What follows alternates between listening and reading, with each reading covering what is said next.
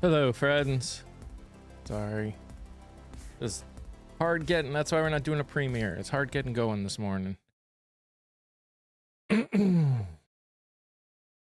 hello, hello. Hey, Silver, Prairie, Jen, Rachel, Kelly. Hello. Get rid of this. I slept like 11 hours last night. Something like that. Because I was so tired. I worked an 11, 12-hour day yesterday. Came home, ate, relaxed for a little bit, and then was like, I'm going to bed. I think I went to bed at 8:30. Woke up at about 7:30, 8 o'clock, something like that.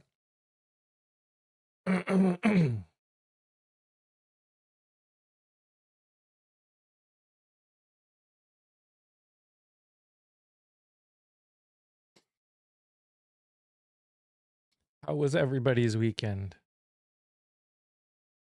Snowy morning from the Black Hills. Ooh, my dog. It's nice and cool today, which I am so happy about.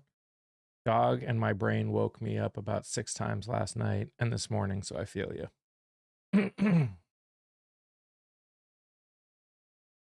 This is the most sleep I've gotten in a long time.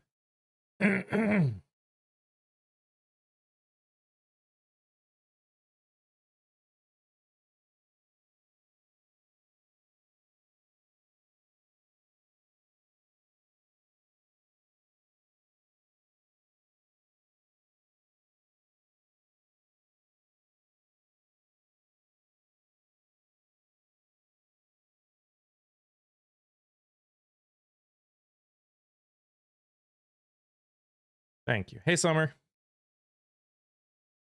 It's been a interesting. No one made a stage attempt in my life, so I guess I'm doing better than some. Here's the thing. It may have been staged. It may not have been staged. The overarching problem is still true no matter what, which is one, violence has been normalized, and honestly, if it hasn't, just based on the manifesto that got sent out, it 100%, like, we've talked about the fact that people are starting to not care about the ramifications. Oh yeah, it's that we can't trust anything out of this administration. Yep.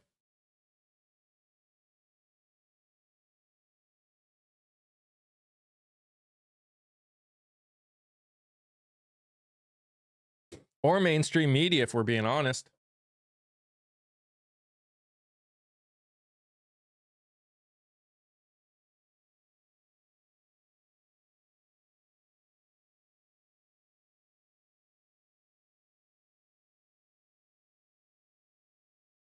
I mean, I believe that what happened.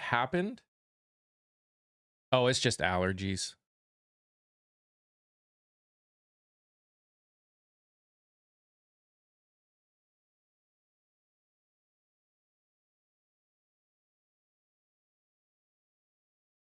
That 60% of the country believes fully that it could be as a problem. Absolutely. And that, I think, is the actual problem that we're dealing with. It is not obviously, if it was staged, that is a problem. Not a surprise with this administration, but definitely a problem. But the fact that so many of our country is doesn't believe it is even bigger, is an even larger problem. No interview today. Well, it's coming out. I just couldn't get it out in time to be a premiere. I worked like an 11-hour day yesterday, and I came back exhausted, and I just passed out. I couldn't get it ready in time. I started the finishing stuff right before I went live, so it'll be up and running after the live is over. I just couldn't get it out today. Yeah, or touting a ballroom, which, to be fair, this wouldn't have happened in that ballroom anyways. Like, this isn't a White House event. This is a journalist event.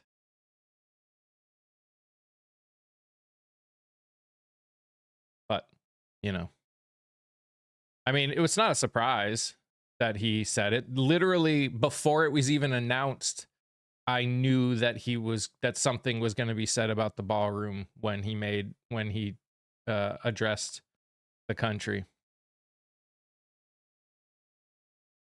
What kind of work do I do when I'm not dealing with you? So one of the things that I'm doing, Summer, is I am helping a friend of mine who has an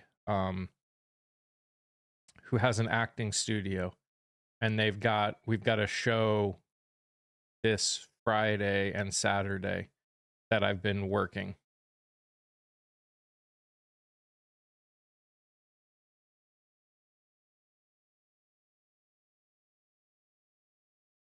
I'm doing better now that I woke up and my checking account is not negative. I was stressed all yesterday because I couldn't force myself to go to work. ADHD was, yeah. I just don't understand how the Secret Service is so bad at protecting this man. So here's the thing. There's a lot of information coming out about how, so they did not set, like, the Secret Service did not set the security level for this event at the highest level of security. So a lot of things opened the door for something like this that normally wouldn't have. No, he did not get close to the president. It happened in the hallway.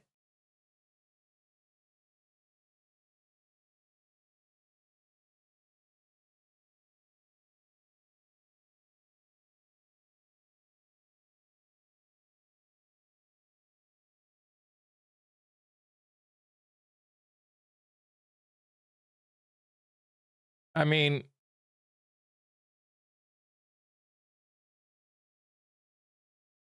I wish the fact that something utterly ridiculous and this president in the same sentence was not a norm.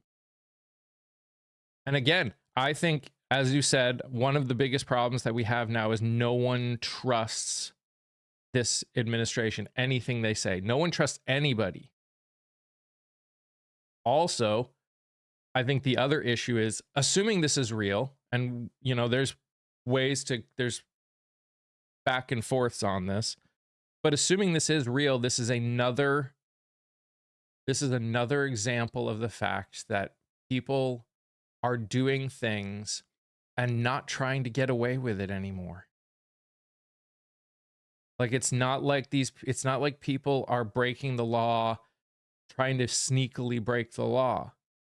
They are doing things that they know they will pay for. It's that bad.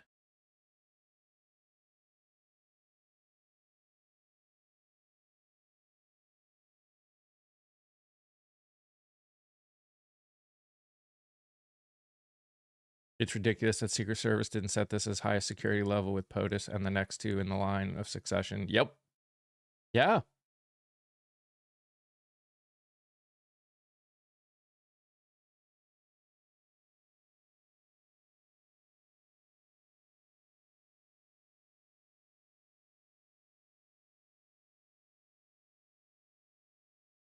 I remember when the president and vice president weren't allowed to attend functions together out of safety for the chain of command.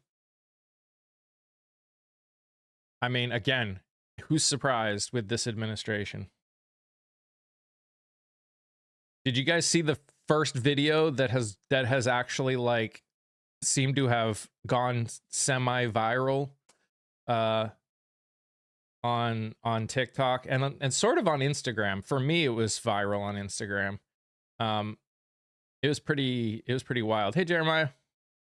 He told Nora that he held a Secret Service because he wanted to see what was going on. Suspicious. Oh. It just feels convenient. And I understand that. Again, with this administration, it's not a surprise that anybody doesn't trust them. It's that that is the problem. There is no trust in this administration, in mainstream media. I don't think anyone's denying that there was a guy firing his weapon. Weapons were fired. There is no question that weapons were fired. Supposedly, and I have not verified this, supposedly there was an image of the guy put up on Twitter or something like that, him wearing a Israeli Defense Force shirt. I don't know if that's true. All I've seen is that video with them with them wearing it. This is the problem. The hive mind tweets about the ballroom was actually quite impressive, honestly. They were probably all, and again, we already know that they pay right-wing influencers. So I would not be surprised if they were all paid to put that out there.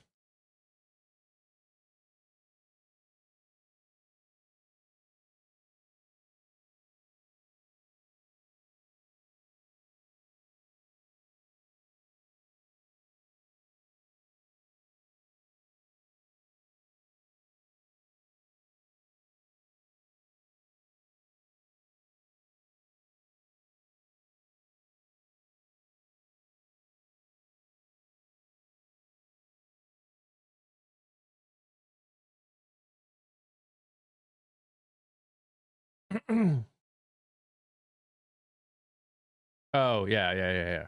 I mean, he had, according to reports, he had a shotgun with buckshot in it, a pistol, and knives. So that's not surprising. Taking the wine bottles. Yeah. Yeah. Again, none of this is it's so not surprising. It's so not surprising.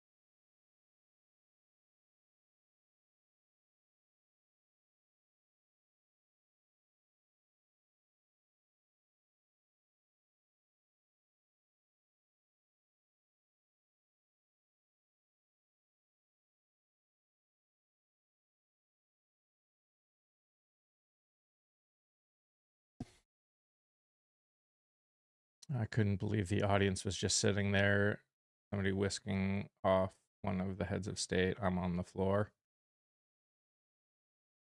Yeah. I mean, you got to remember, it was kind of funny. Like every journalist there, you could tell was like, wanted to be the first one to report on things. They got their phones out and were just recording because you never know.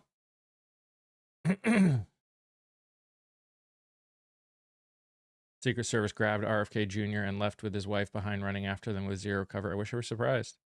What did you think of Bette Midler's music video? I thought it was great. If it's the one I'm thinking of, at least, Jeremiah. I know you messaged me about it. And I did see one with Bette Midler, so I'm assuming that's the one. Can the merry-go-round stop? I need to get off. Hey, Clara. Unfortunately, probably not.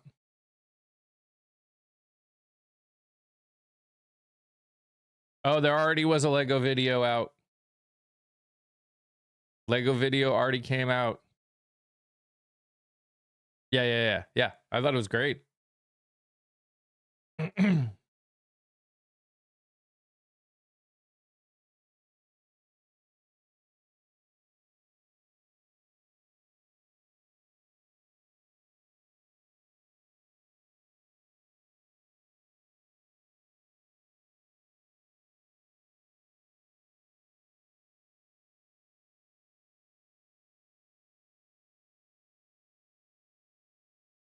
I haven't seen skill like whoever's behind those Lego videos in a long time. It's pretty wild. That's faux show.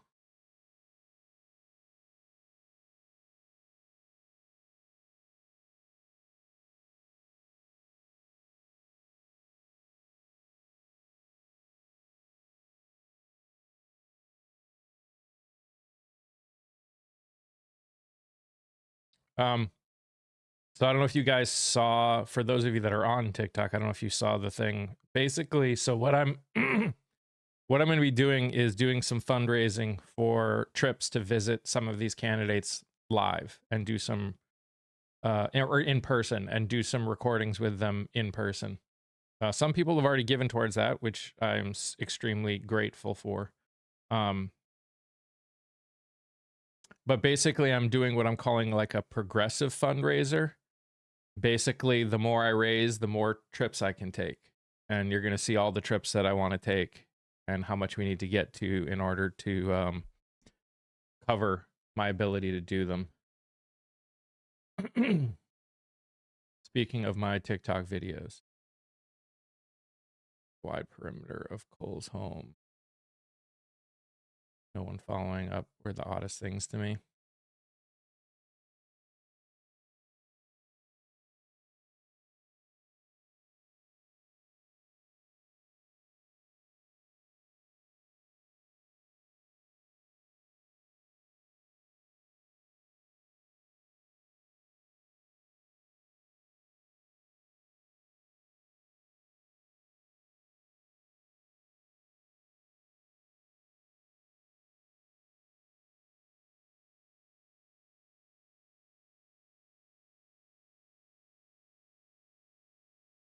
My husband saw your video about all men. He said you gained his utmost respect and is grateful to know there are other men out there saying these things. Well, thank you. It's been very interesting seeing seeing the different responses on the different platforms. A lot of support on TikTok, a lot of pretty much almost all non-support comments on YouTube, and about a 50-50 on Instagram.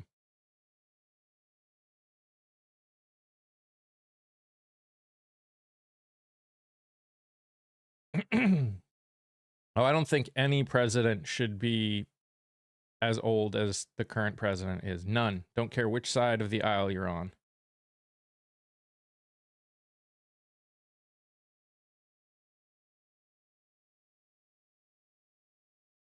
It's also interesting to see how different the videos played out.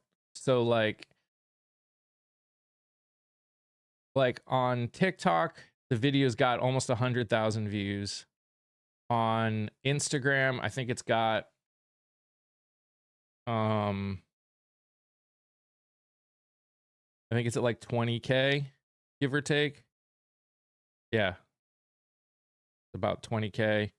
And then on YouTube, it's not even at 100 views. So I don't know. In the videos, I really believe that the country needs to have a realization that, yeah, I couldn't believe they allowed him to fall all the way. According to him, he didn't fall.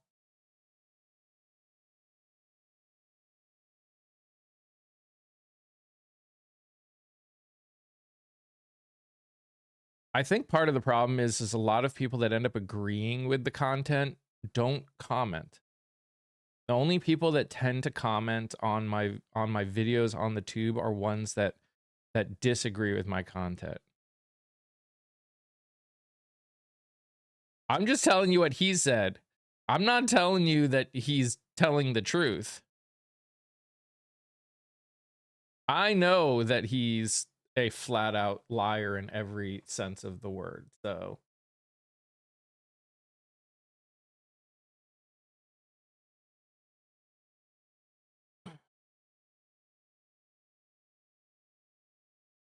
Morning, Kia. Did it not happen? Of course it. Nope, it didn't happen. Great. Perfect. Love it. Wonderful. I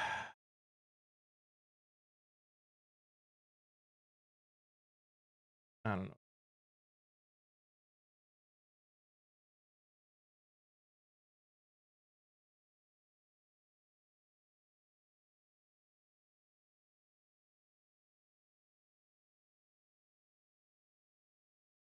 The man will lie when telling the truth would be more beneficial to him. In his mind, falling is a sign of weakness, and anything that shows weakness is not beneficial to him. Not beneficial to any man.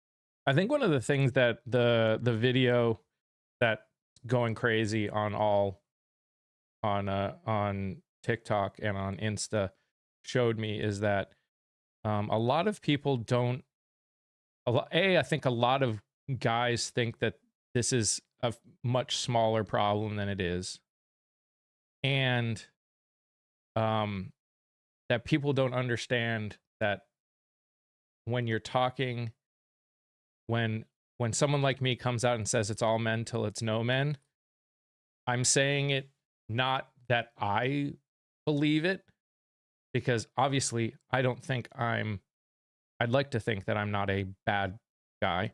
I'm saying that I understand and accept the perspective of all women, or of any woman that's willing, that says that. And I'm living as though that's the reality. 60 Minutes interview clip was wild. Yeah, it was. Yeah, it was.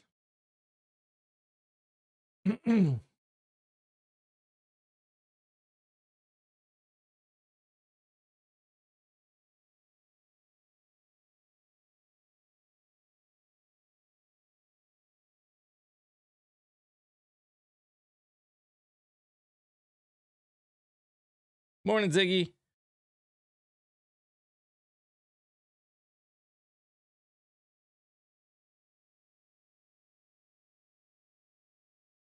Morning, OC.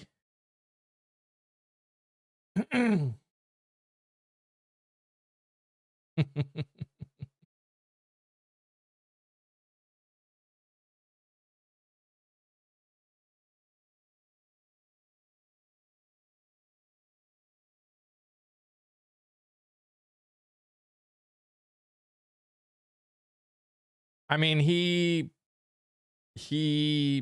was asked questions, and of course just railed on the media again. Nothing new. Nothing surprising, unfortunately. Guys, for everyone coming in, the faster we move up, the more this will push out to people. Although, based on my title, I'm sure a lot of people are gonna come in and just be pissed, because that's what they do.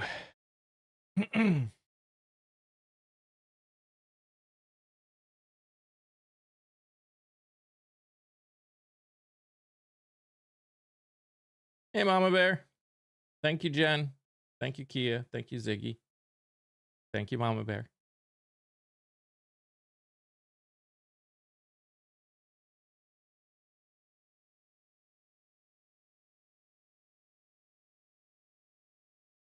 I saw a video from from someone who, they're a comedian, but she also does political content, and her perspective on this whole thing is kind of is funny but also true. Hey, meme. I mean, I'm willing to talk about what happened, but also it's just like, it's just another crazy event. And there's going to be more crazy events that happen. And nothing is changing. Like, so many, I've said this before. If I had the ability to do this full time, I could make videos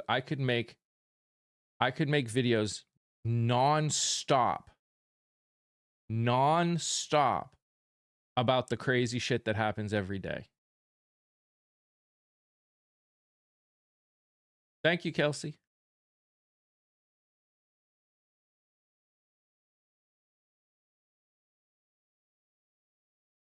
Who needs to fix this issue? Men need to fix this issue. Men. And it comes from the left. Nope, it doesn't. If it's all men. Again, you guys don't seem to understand. A woman sees that it's all men until it's no men. We as men need to understand that. That does not mean there are no good men. Come on, Echo. Stop trying to pretend. Do you keep that same energy with crime statistics?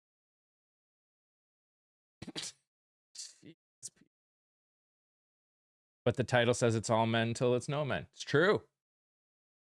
Yeah. Yep. And I am saying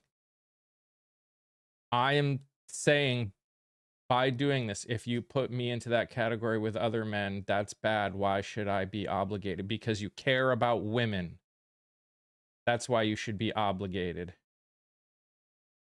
If you actually care about women and their experiences as a whole, you should feel obligated to do something about it.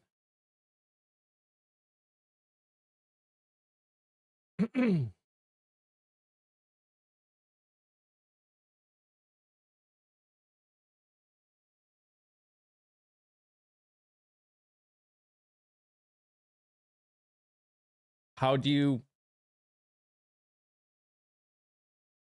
for women that have experienced some sort of SA or SV in their life from men, how do you, if you have experienced that, how many men would you want to go up to and even chance that they would not do the same thing to you? Everyone has experienced suffering and trauma. Bullshit. Bullshit. Trying to compare most men's suffering to a woman experience SV or SA. Bullshit.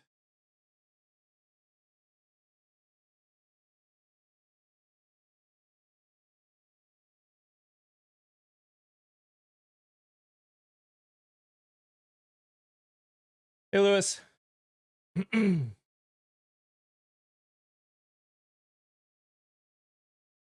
I had a guy on the video that I put up yesterday or 2 days ago, I forget when it was, in the comments say, there's nothing we can do about it.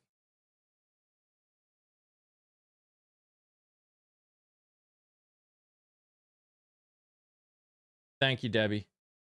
Hey, Carrie. I understand that, Lewis. And honestly, for people like you could say it's all men till it's no men, or it's all whatever. You have every right to do that. Absolutely. Again, this is the problem with conversation. We've had this before. People have lost the ability to talk nuance. It's SA in general. Of course it is. This statement is not a black and white statement. It's a black and white in the sense of you as a woman have the right to, you have every right to think that. Anyone who has experienced SA or SV have every right to think that. And I'm just saying, I understand. And I'm going to live as though that every woman might see me that way. And my goal is to try and fix the problem. That's it. But and the fact is every man that gets defensive about it, chances are they're part of the problem. At least part of the problem in not getting it fixed. Oh, yes, Silver. Absolutely was. What is SA? Something that I cannot say because the TikTok filters and moderation will not allow me to. So if I would suggest looking it up. Hey,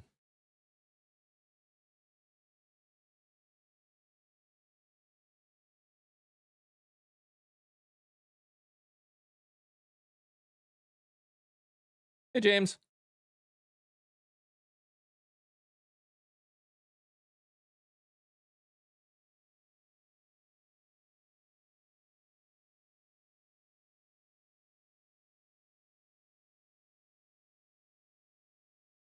First topic works towards women to specifically female school teachers.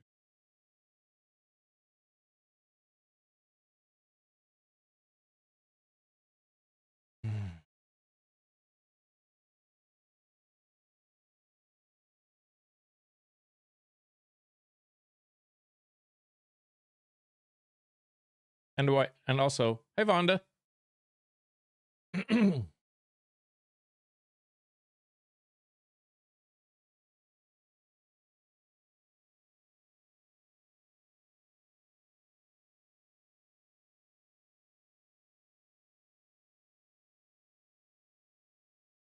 Morning, Shawnee.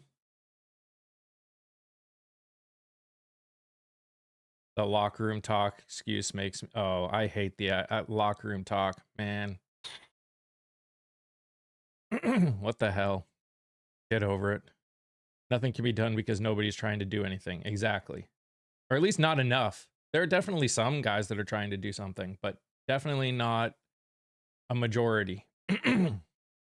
I said before, I'm kind of realizing more and more that so many men especially think this is a small issue. Disagree. That all genders have the exact same capacity for violence. Disagree. Can there be violence from all genders? Sure. But capacity? No. Men and the way you disagree to nothing at all.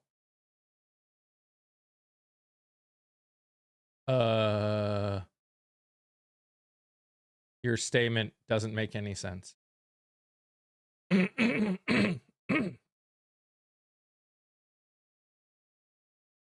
Statistics would say otherwise. Yep.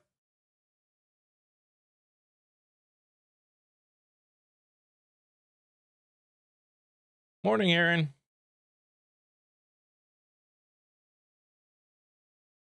Rich parents, so even if they are, nothing is going to really happen to them. Yep. Morning, Patty. Guys, the faster that we can get the tap numbers up, the more this can get pushed out to other people. Sorry, zero sympathy. Okay.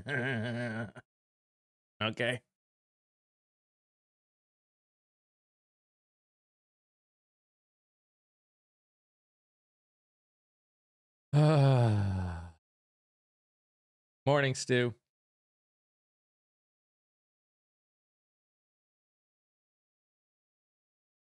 This is what those guys sound like to me. Ready? I'm sorry. I have zero sympathy. I am strong. I'm an alpha man. Men are great. That's what they sound like to me.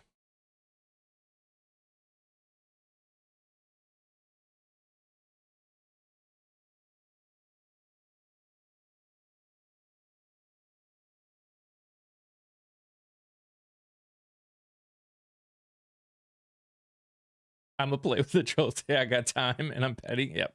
Society cares more about derailing the boys' futures than the girls. Unfortunately, true. How was my weekend?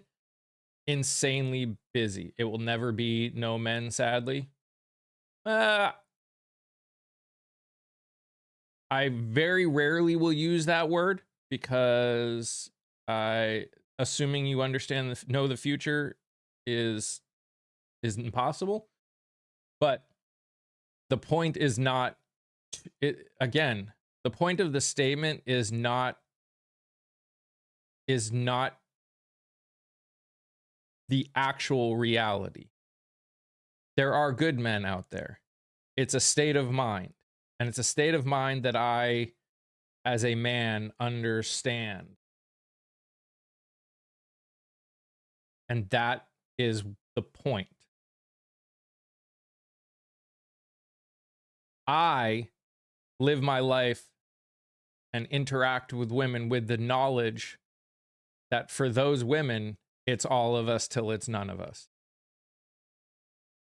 Yeah, there are good guys out there.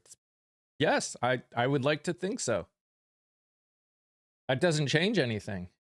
That doesn't change how we as men should be living. We as men who understand and care and have empathy and humanity and believe women not only need to be trying to stop the behavior in male society in general, but also interact with women with the knowledge that they cannot tell whether we are good or not. And just stop going, well, I'm a good person. And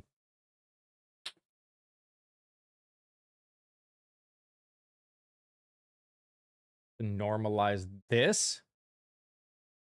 Oh, I mean, this has been normalized by society all over. But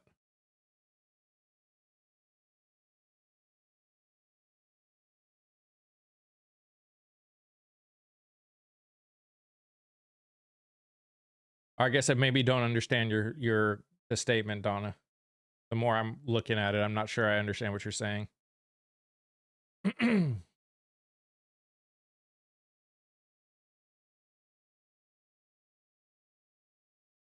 Actually, if you understand the definition, everything is a conspiracy.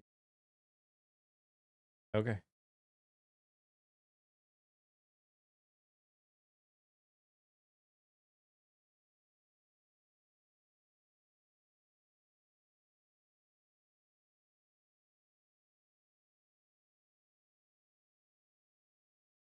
Dudes think they have to be aggressive jerkwads to be a man. Yeah, because they're told that they are the only ones that matter. What specific message am I trying to give?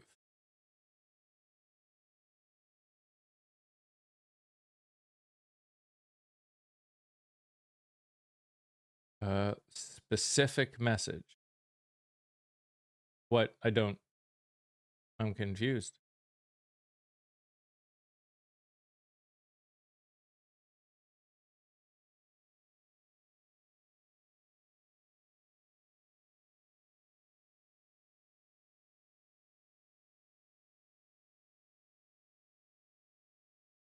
My oldest daughter and all her friends hung out at the house, started calling me that.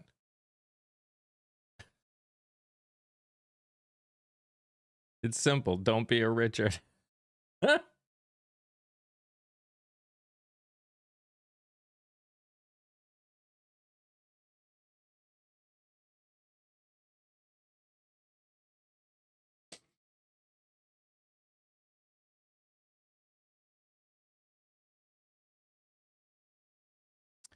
That is true, Gwen. That is true. Unfortunately, that is true.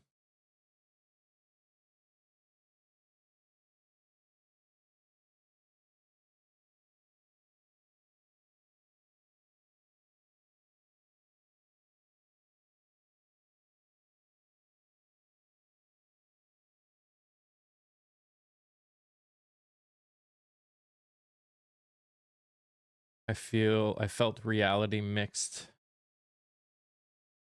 I felt really mixed the past day about the reaction from the last about this being staged. This is what happens when there's a supreme lack of trust. No one trusts what this administration puts out. I hear you. I mean, it's literally it's the problem is we could see every one of those conspiracy, because of everything this administration and the right have said over the years, we could 100% see them trying to do something like this.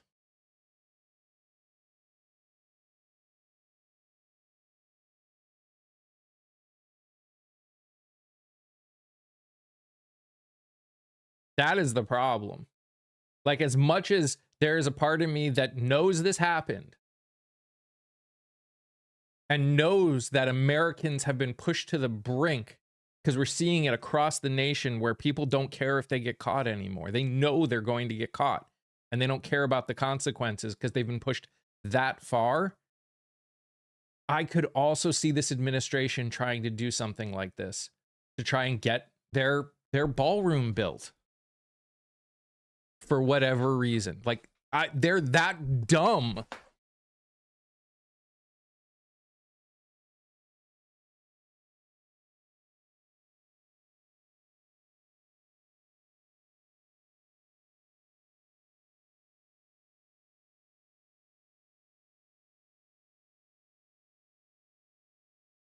Especially with Tom Blanche coming out and trying to get the people that are getting the ballroom stopped to try and drop their case. Yeah. Morning, Dee Dee. Why is the ballroom so important to them? I don't know. That's a great question. Why? I mean, because it's something else that this current administration thinks they can put their name on, and they love putting their name on things.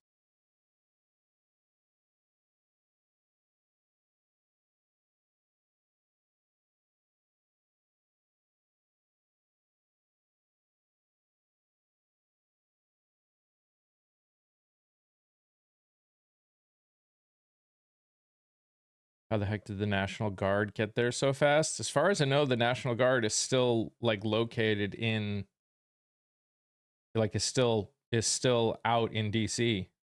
So unless that changed and I didn't know about it. What's under the ballroom? I mean, what's under the ballroom actually can still be built. That didn't get stopped by the judge. Only the ballroom got stopped.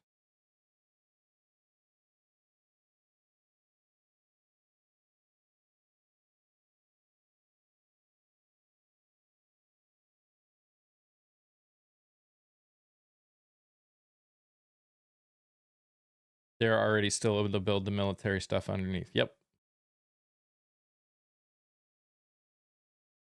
Oh, I understand, Mama Bear. I've seen it too. He got away with tearing a piece of history down. Yep. Sure did.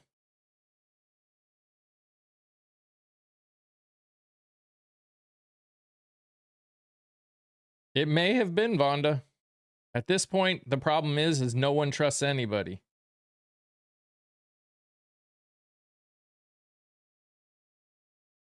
The underground remodel was just an excuse to celebrate himself. Wouldn't surprise me.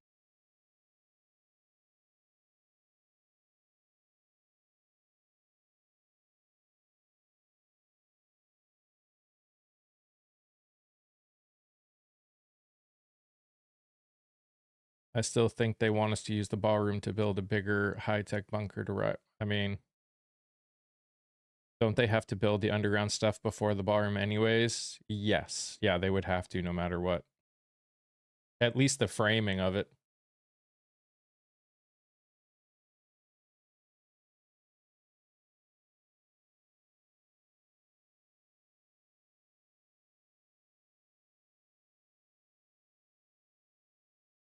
Yeah, I mean, when you got 100 people over on the other side somewhere, it can change pretty fast. If everyone wants to go over to the tube, we can all talk there. I'd much rather talk there. My best girls together, and we'll live our lives out being crazy old ladies together. Do it, Summer. Do it. Is it stopped by the court? Just the upper part, just the ballroom part, not the below ground military part. You okay? You're shaking a lot. Yeah, it's called Parkinson's disease.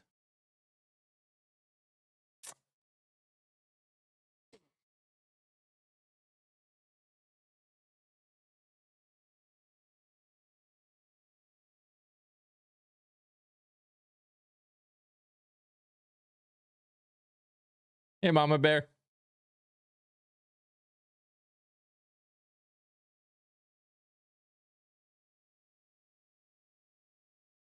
Morning, Lori.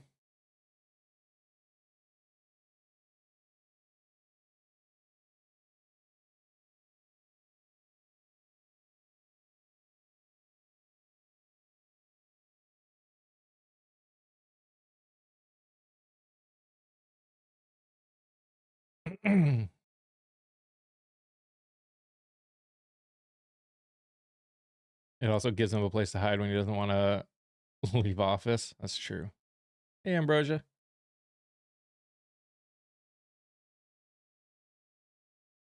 Light it up, up, up.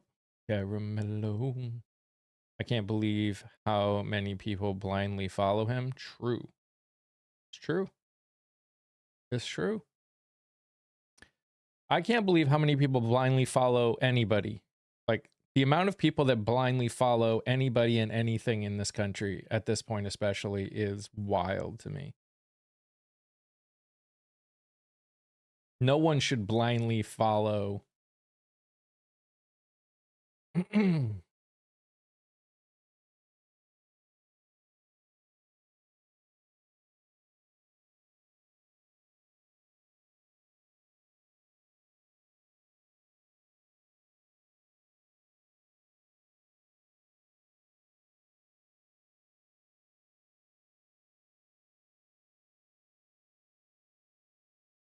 Thank you, Gina.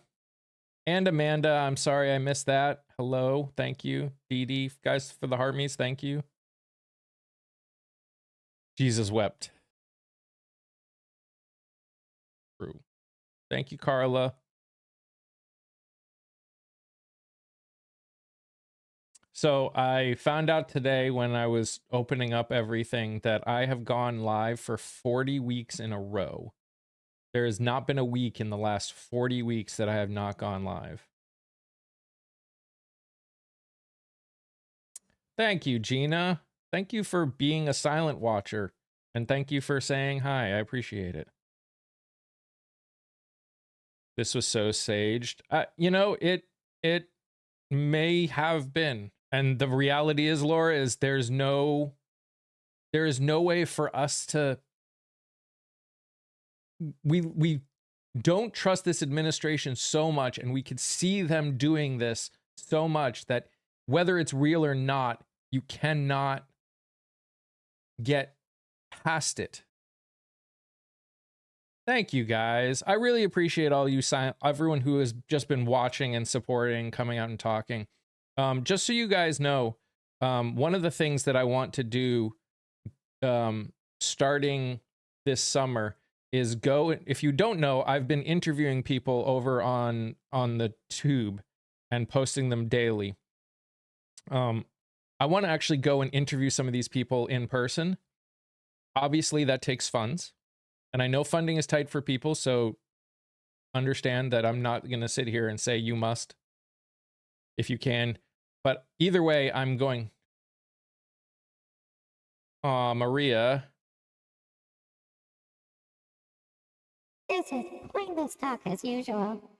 Try educating yourself before speaking. I'm going to be doing what I'm calling a progressive fundraiser. Basically, probably in the next day or two, I'm going to put it out, but it's going to like culminate on the 7th, I think, with like a long stream.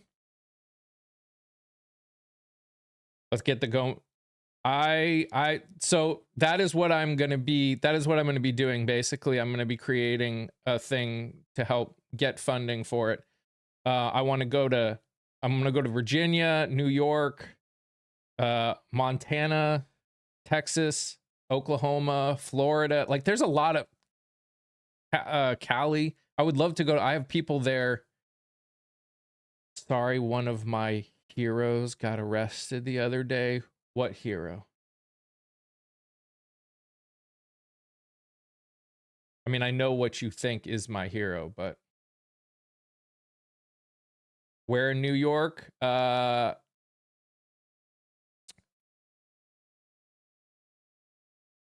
mean, technically I know people in multiple areas, but the city, Holly.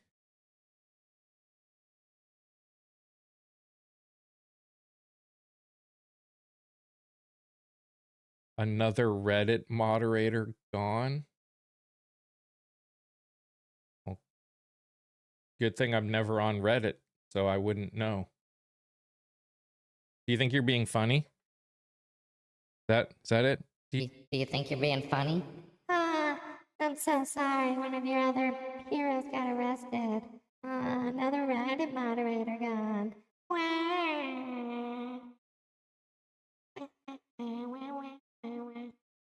You made a career out of whining and complaining.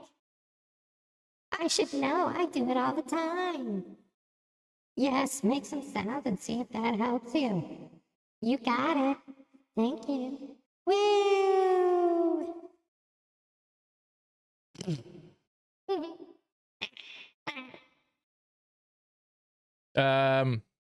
You mean the person who studied robotics, the teacher? So I've got two people that I have interviewed in New York. One hasn't come out yet, and the other one has. Actually, three. One is also in near, like in the other side of New York, closer to Pennsylvania on the other end. Are you gonna try to arrange meeting with Scott? I'll arrange to meet with anyone that wants to meet. The first trip that I'm hoping to do is gonna go Virginia to DC to New York and do all that in one fell swoop. Spend a day or two with the Virginia people I know, a day in Washington so I can give the middle finger to the White House, and then New York. We will, Kia. We'll find a way. And then, like I said, I've interviewed. I would love to get to Iowa. There's so many people that I interviewed in Iowa and Indiana and Tennessee, Oklahoma. So I interviewed a couple people in Oklahoma. I would love to get to Oklahoma and meet and spend a day with them. So what I want to do is like do more of a get to know them outside of the campaign trail kind of a thing.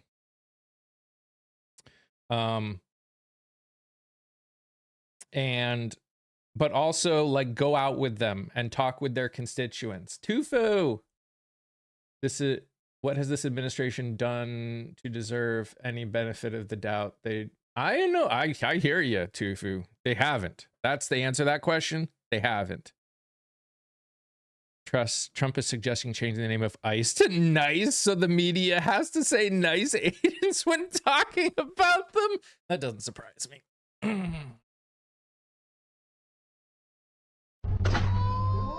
That doesn't surprise me. But yes, Tufu, you're absolutely right. They haven't earned the right to get the benefit of the doubt. That is part of the problem as well, right? That would be hilarious. But yeah, and every one of those places that I go, if I could meet up with people that are part of the community, totally would be down to do that. But I've interviewed a ton of people from Iowa and Georgia. I'd love to get down to Georgia and meet some of the people there. But it's really there's a lot of cool things happening and a lot of cool people that I've talked with. So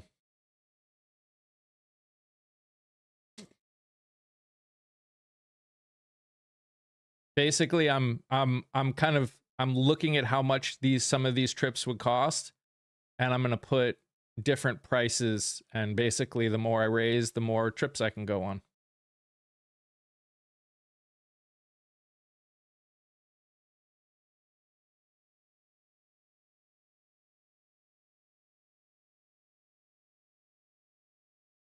I would love to get to like Idaho or something. I've interviewed 2 people now in Idaho. Minnesota, Michigan. Heck, I interviewed someone running for governor in Alaska. That would be a cool trip.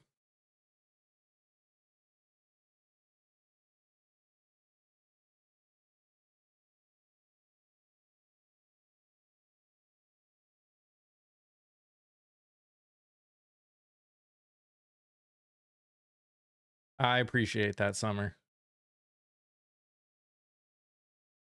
I haven't been to Minnesota last time I was in Minnesota was like 17 years ago. 16 years ago, something like that.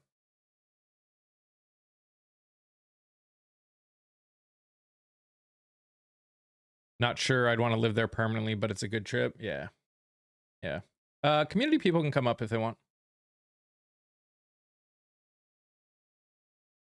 Interview somebody from Minnesota and watch the trolls come out. I do have someone who's running for a state seat in Minnesota that I've interviewed.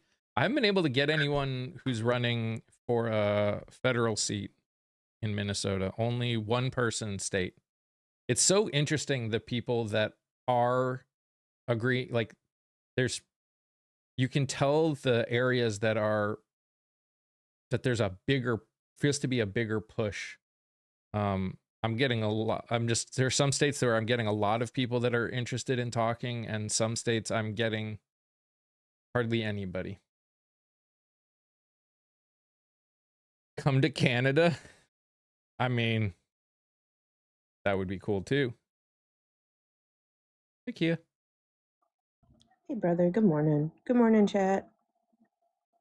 Good morning, chat on the other side as well. They scared. I mean, it is, I don't know.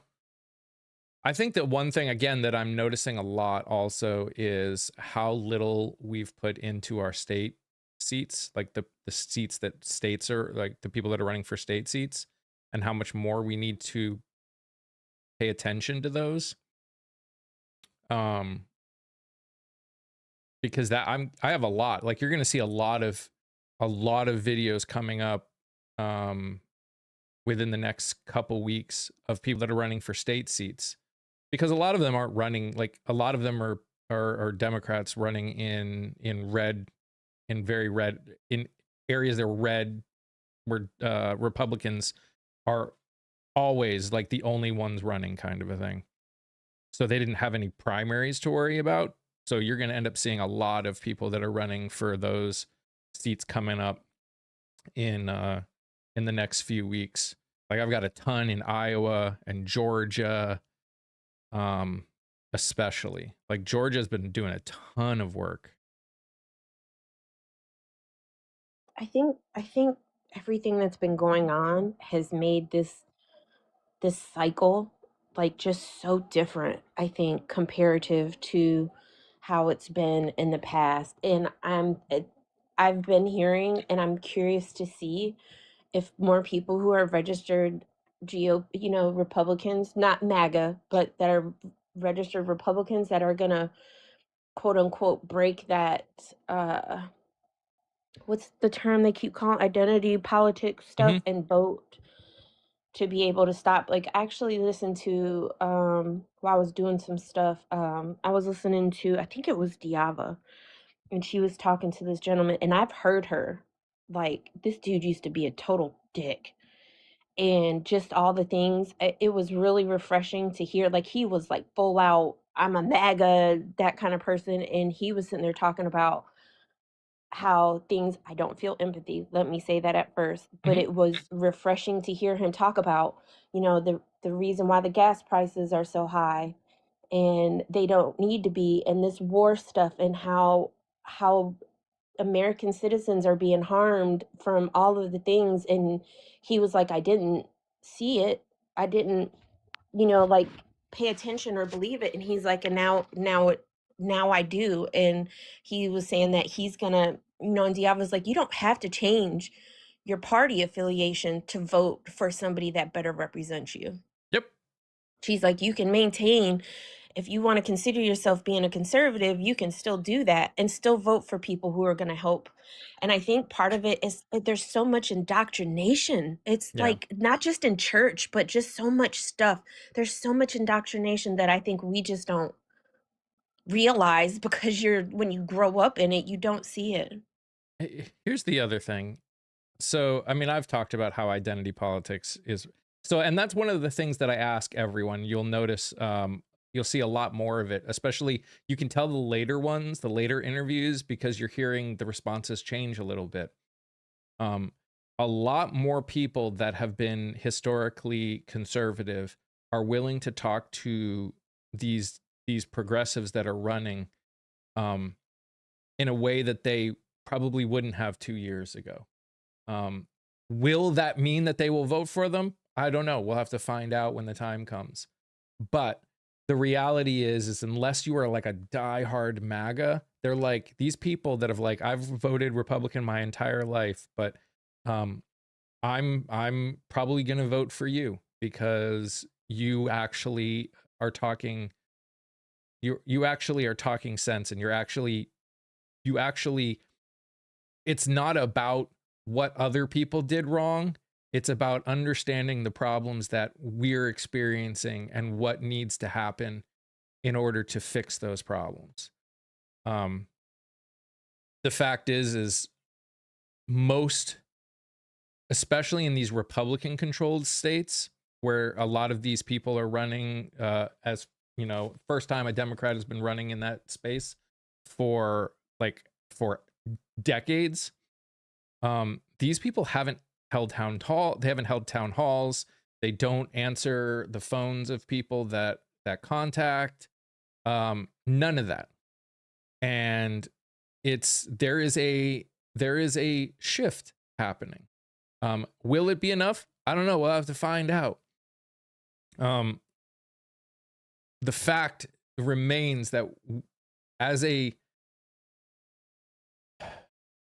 the fact remains is you can still consider yourself conservative and vote Democrat. The fact is you can still consider yourself conservative and vote progressive, because again, it's all about this idea that you need to, because you identify as something, that means you can only vote for certain kinds of people, ignores the fact that we as a whole are completely different. Me as a progressive is different than other people in this country as a progressive. It's the same word, but it's not the same mentality. We don't have the same views on everything. Same thing with conservatives. A conservative is a very generic term to try and describe someone, and we've used this as a catch-all, and it's not. What do you want? That's when it comes down to, is what do you want, and what do the people that are running want? Who cares? Like, this whole big government, small government, those are all relative terms too. One person considers big government, other people don't. What some people consider small government, other people don't. Not that's what some people are okay with, but what some people consider big and small is not even on the same thing. This is the frustration with everything that we have going on. Is, we've talked about the fact that I think that there is more agreement than disagreement when it comes to when it comes to the people in this country in general. We're not talking the extremes. We're talking the overarching group of people that are located somewhere near the center, whatever center means. In terms of, we are all struggling to survive. We're all trying to figure out how we're gonna pay our bills and afford healthcare and afford food and I think in general most people just want to be able to be who they are, and a lot of people have been convinced that it has to matter. Until we can get past that, this idea of having to identify as something other than humans, at most Americans, like you want to call yourself a citizen of the United States, especially when we're talking about United States politics. I can, that's fine. But Republican Party, Democrat Party, those are corporations. We have looked at them as something else, but they are corporations. We shouldn't identify with a corporation. Both are corporations. Their only desire is to get more money and power. Both are. And we've allowed it because we've been willing to only identify.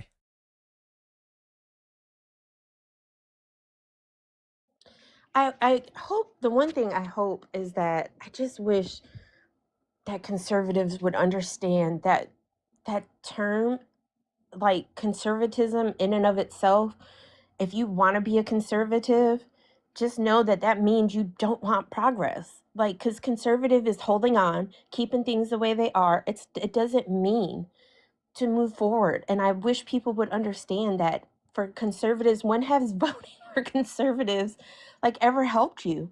Like, you can't get better roads without spending money. You can't get better railways or public transportation in the areas that have it without money. You can't have better Wi-Fi without money. You need to spend money. Like, you can't give fucking multi-millionaire billionaires and corporations tax cuts and then expect for the people to get any kind of benefit out of that. Like, I wish people would come out of that mindset. Trickle down does not work and never has. It literally never has. You're conservative and you want progress. But do you? So again, you say you're and I'm interested. What do you think being conservative means? And this is where the problem comes, I guess, too, if we're talking about it, is what everyone thinks means being a conservative is not what everyone thinks it means being a conservative. Same with a progressive. So I'll put it up. For me, being a progressive means progress means forward. That's what progress means. Doesn't mean it has to look a certain kind of way. For everything, progress looks different. But progress means forward. You can't maintain where you are and that be progress. Mm-hmm. If you're not coming up with ways to make it more efficient, more effective, more ways that it can help more people.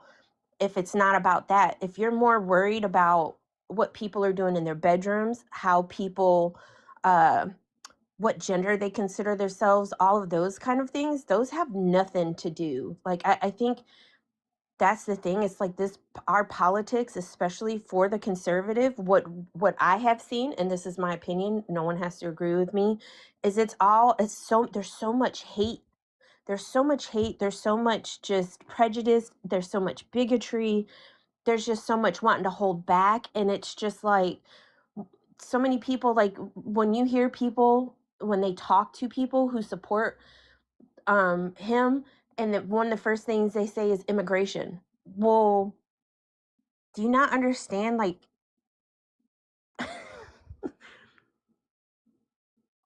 it's just so, I don't understand. Like, if people would look up and understand how much racism, misogyny, and all of that has structured how we are, the patriarchy, all of that, why do you think you pay so much to go to school?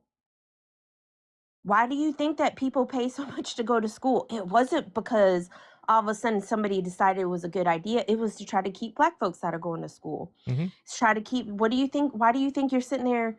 They're tearing down talking about DEI and they always forget the A part. And people start talking about, well, DEI. And I'm like, so are you against your family members that have physical disabilities, that they need elevators, that they need opening doors, that they need ramps? Do you not understand that? Do you not understand that veterans are part of that?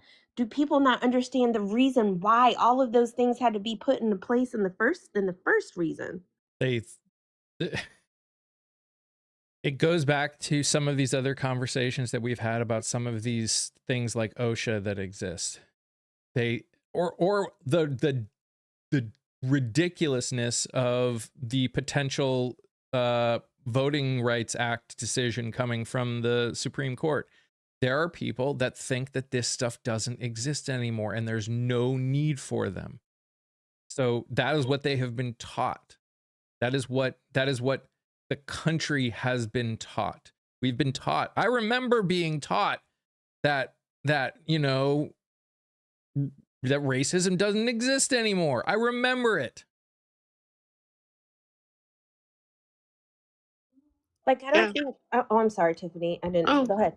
no worries. I was just gonna say I totally agree with you, Kia. It's hatred in and underline it. I think it's a fear of loss of privilege that they're using their hatred to and their power to try and protect what little privilege they had, which they seem to feel is disappearing in some fashion. And it conservative style governments, and it doesn't really matter what country we're talking about, are just I'm just running out of energy and patience with the whole group of them at this point, because I'm like, you guys, just, if you don't want to be team human, then just like, I don't know. I don't know where to go from there. You're not team human. You're not for the team of all of us so that we can all have stuff, so that we can all have healthcare and education and homes and quality food and clean drinking water and clean air. And I'm like, if you're not team human, I'm not sure what to do with that. Like, I just genuinely don't know what to do with it. Because I'm like, you're not playing for the group of us. What do we do with you? You're playing against us at this point. Yeah. And it's so frustrating. It is frustrating. We have spent decades. So one of the other things that I remember when Kia was talking, I remember as a kid was, when it comes to progress, we were taught that our goal was to make this country better, make society better for our kids than it was for us. And it's interesting, the fact that there are so many people that think that in order to make things better for their kids, they need to go back to the way things were. And the only thing that can come to my mind is they remember what life was like for them when they were younger, and they see what life is like now for their kids, and they go, oh, the problem must be all of the progress that we have made up until this point. Not that there are people, bad people, that have stalled a lot of the progress that we've been trying to make, and are actually actively trying to make things worse to get those to help push this idea that things were better 20, 30, 40 years ago for these people. They don't realize that the stuff that they are supporting, as progress has happened, we have not actually changed parts of society. Society has changed, but the parts that run society haven't, i.e. the government. Like, we're still running on old everything as though it actually works. If you believe nothing is true, then you will believe anything is true. Huh? Anyways, that it's way doesn't too matter. early for that. I think that what we are dealing with is again, I've said this, once the internet became a thing, once like that kind of technology, the internet, computers, once that blew up, what we have created is basically two different societies. One that does most of the leading, that has benefited from a lot of that growth, from a lot of that explosion, but don't actually understand any of it and don't understand what their creation has created. So they don't understand the younger generations. All they know is that they have wealth and power now, and they don't want to lose it. They don't want to feel like they are living in a world they don't understand. And what they don't seem to get is, again, progress is inevitable. It always happens. You look at literally any society, there is always progress.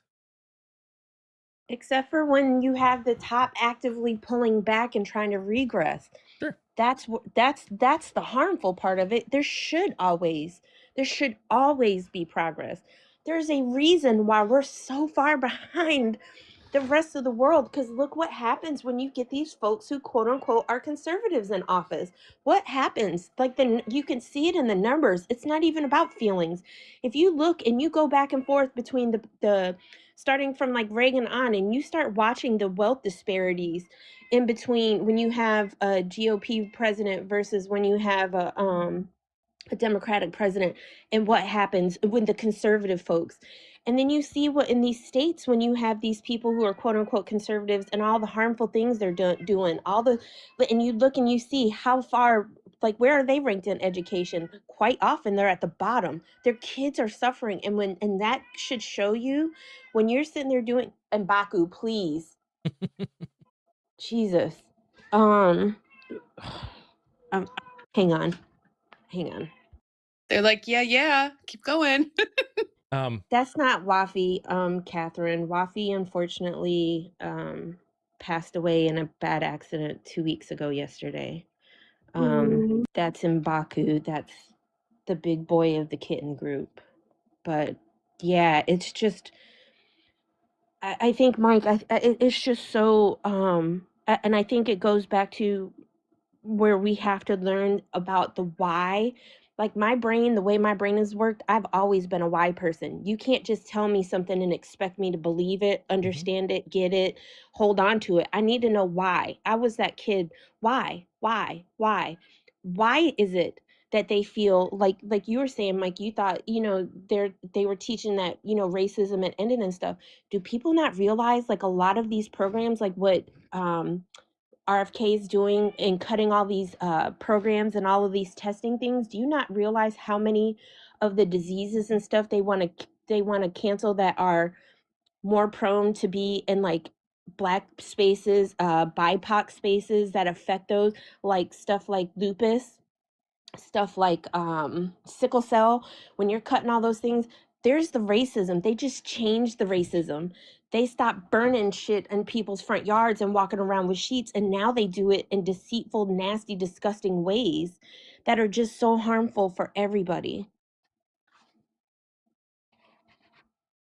Yes, eugenics for sure. And it's just crazy. And it's like, you watch it, and if you don't, Mike, if you especially like our age, Mike and I are in our mid 40s, you our age or older, how we were taught, the things we were taught, the whitewashing of things that we were taught, all of those things, if you don't know the why and you don't understand the history, that's how it keeps repeating. And to me, like, when people say, well, history repeats itself, that tells me that the people ain't fucking learning anything. How are you learning and still allowing the same things to keep happening? That makes absolutely no fucking sense. Because they didn't learn. They listened Exactly. and then they copied it for their test or their paper that they were required to hand in to get their grade, because that's how our education system works. You memorized, you regurgitated. You didn't actually learn anything. That was I didn't I don't I think back to my education, and I think I did learn, because I was one of those kids who like was always ahead of my class. So, and then being ADHD, if you don't give me something to do, it's going to be problematic. We'll put it that way. So I was constantly given puzzles and things to challenge my critical thinking skills on multiple levels. But that wasn't what all of the people in my class got. I got that as extra because they didn't want me to become problematic in class. But the only time I really started feeling like I was actually learning and really engaged was in university, because in university, you had discussions, you had talks, you had open conversations about topics where people could discuss a lot like this in a community setting. And it was encouraged. It was never encouraged from K through 12. You were just, here's the facts, here's the things, memorize it and get as high as you possibly can on a test, because that's going to be required for you to go to university. And lucky for me, I'm a really good memorizer, and I can regurgitate almost anything for anybody if they require it on the exam. But that doesn't mean I learned anything. I just could memorize it. Whoopee. Couple things. One, as a society, we are very bad at understanding. We've been very bad at teaching people to understand the why on a larger standpoint. You see it everywhere. You know, when something bad happens, it's not how did we get here? It's let's make this illegal. Like the person who said that Democrats have been in power. So since the party switch, it's been about even. If we're being honest, since the party switch, it's been pretty even. About 30 of the last 60 years, it's been a Democrat and a president, or a Republican president. So no, it hasn't been mostly progressives or liberals, whichever you want to call it.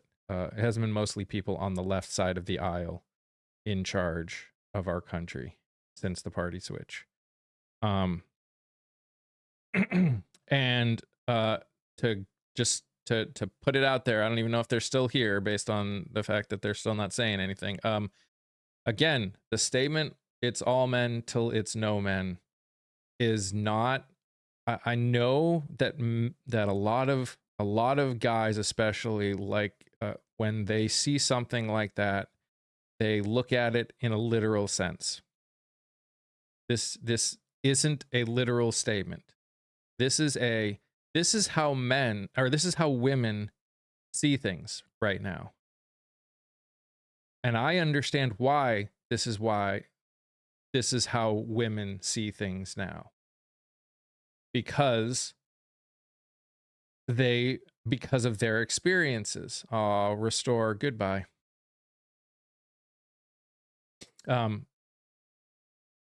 And that gets you blocked. I know, because I'd like to think that all men aren't bad. But I understand, as a man, I listen to women and their experiences. And because I have listened to women and what they have said and what they've experienced, and I believe them, I understand why they see that it's all men until it's no men. So when I interact with them, I interact with the understanding that that's how they see me, especially if they don't know me. But even ones that do know me. So what this means is I, as a man who wants to make women not have to look at men that way every time they go anywhere, it is my job as one who wants to be who wants to fix this problem, knows that that this is a true statement. It's a real statement. It's a real perspective. It's a real experience that women have. And it's my job to fix that. It's not a woman's job, because women have been trying to fix it forever. and it's done nothing because men are dumb. And so it's incumbent on men that understand and believe women and want to fix things to be the head of the spear on this problem.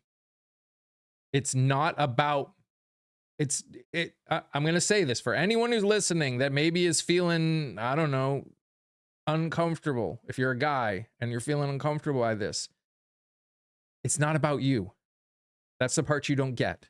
Especially if you're one that thinks they're one of the good ones and what is feeling this desire to come out and be like, it's not all men, or maybe it should be all blah, blah, change the focus. It's not about you. And that's the part you're not getting. It is about you in the sense of you're a man, but it is not about you. This is about the women. This is about the women in the world, not just the country, in the world, that on a daily basis experience some level of SV or SA. And if you are willing to believe them when they say that, then you should want to fix that problem. If you are arguing against it in any way, if you're arguing against the statement in any way, that means there's some part of you that doesn't believe the millions of women that tell you they experience this at all times. And that's the problem.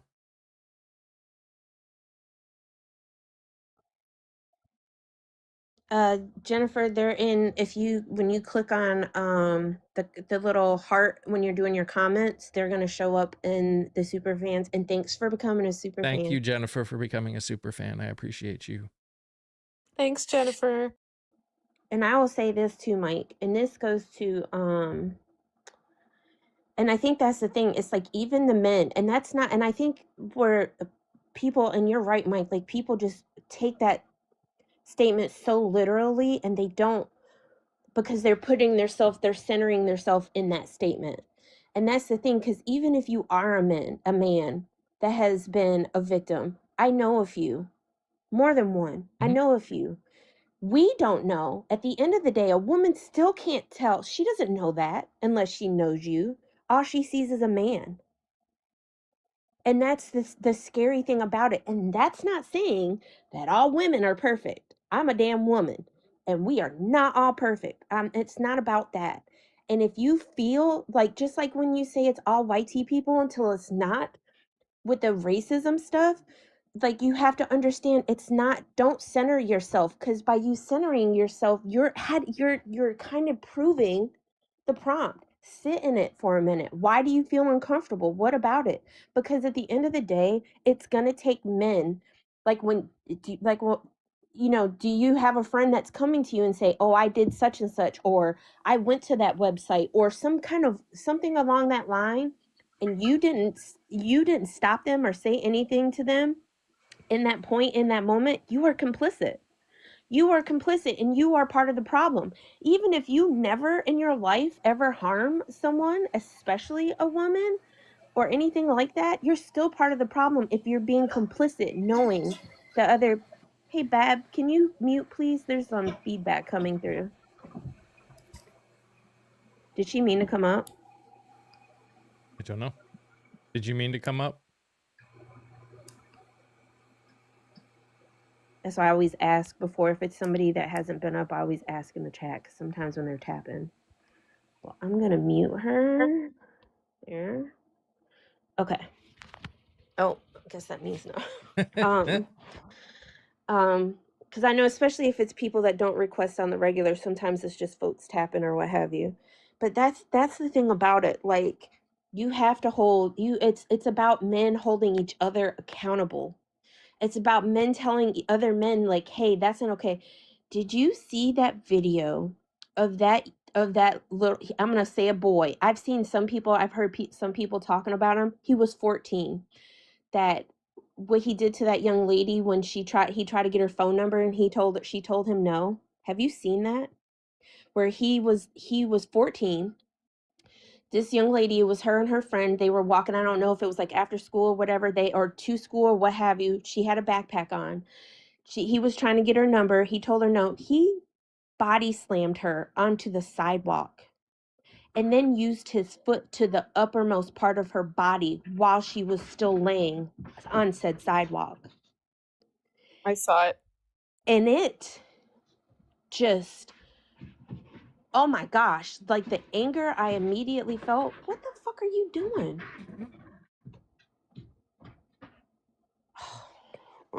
The anger I immediately felt, especially as a mom of boys, as a boy mom, the anger I felt, like, y'all, this is a fucking problem, because they need to understand that just because consent is a whole fucking thing. Don't be so, you cannot be that mad because somebody tells you no. Mm-hmm. Mom His mom justified. blamed her, and that's absolutely disgusting. Mm-hmm. Yeah. That The was mom did. absolutely Yep. disgusting. Because I could tell you, well, I can't tell you what because we're on TikTok. But let's just say that would have never, as me, if I would have been one of their moms, let's say I probably would have gotten arrested, but it wouldn't have been for sticking up for him. Let's just say that. There is, neither of my statements are slippery slopes. They are all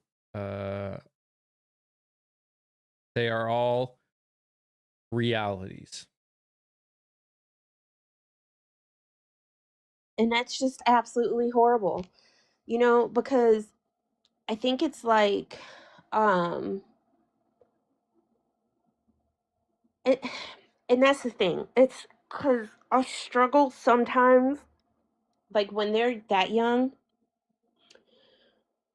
I get it. I get wanting to blame the parents, especially when the parents do stupid shit like come out and support them. They are part of the problem. When you know your son has been harmful, I don't give a damn how much you love your child, like that. Like, you have to at some point hold your own. And that's like what I said the other day. You have to teach accountability as children. It can't be when they're old enough to think they know better and you just put them out and you stop having a hand in what they're saying. Like, you have to teach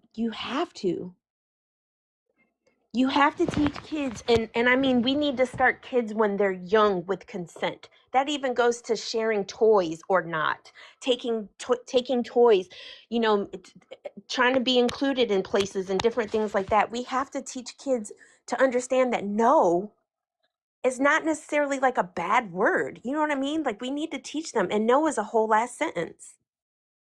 Consent and accountability. I think, again, we haven't helped ourselves in who we put in office, but we haven't helped ourselves in a lot of respects. But this desire for people to not be held accountable for their choices because it will harm their future. Like, that's the part that drives me nuts about how these young men seem to get away with doing some of the worst things to women, is because the statement is always their future is now ruined. And I'm like, and their future should be ruined.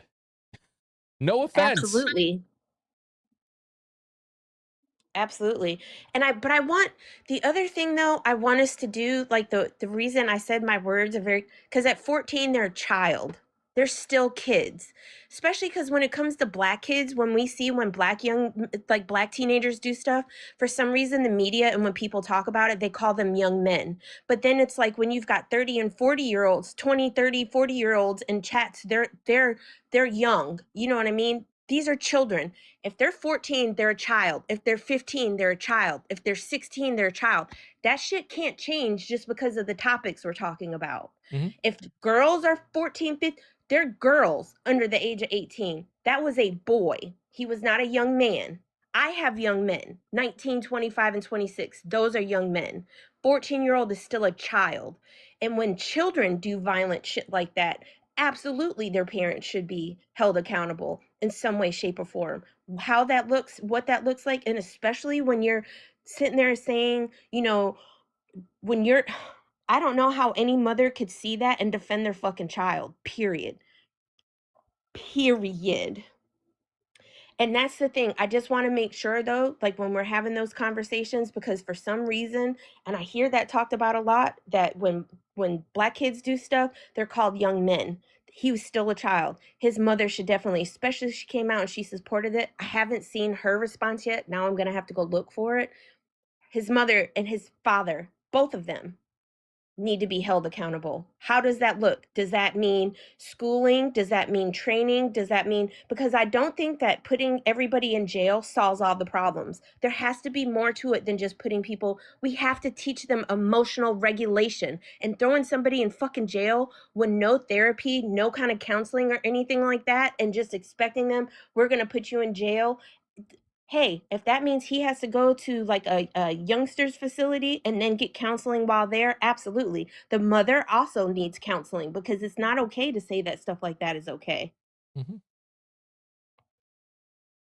Yes, we need to, in the end, realize we need to accept that these problems are problems, and as long as there are as many as there are all over the place that are saying either it's not it's not as big of a problem as you're making it out to be, or the worst, I almost said the best, the worst is when I see people say that there's nothing we can do about it. It's the same idea as with firearms. There's always going to be bad people. There's nothing we can do about it. No, there's absolutely something we can do about it. Nothing is going to be done about it as long as we cannot accept as a society that it's a problem. If you aren't willing to accept that the actual situation is a problem and look at how we got to this point. Now, again, every situation is going to be different in the sense of what aspects of it got us to where we're at. But in the grand scheme of things, if we as a society, it goes to the same, back to my whole thing about having real hard conversations. We cannot, unless we are willing to listen, to learn, and to be wrong, we aren't really going to fix any of the problems that we are experiencing. That goes with the all men till it's no men. That goes with all of the firearm problems that we have in this country. That goes with the mental health problems. That goes with the identity politics. That goes with all of it. All of this requires our ability to talk about it in an open and honest way from everyone's perspectives, and everyone involved be willing to listen and learn from the other people. This is why I keep saying this whole all men till it's no men. It's not about me as a man thinking it's all men till it's no men. Because if it was really all men and I was a part of it,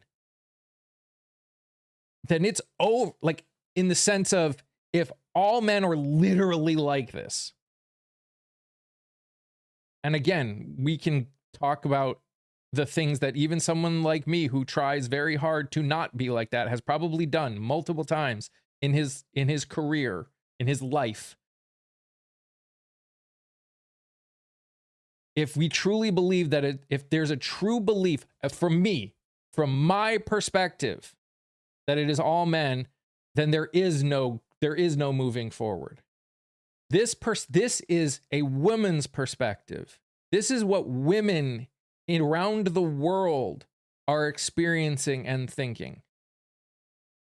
And I'm saying, I hear you. I believe you.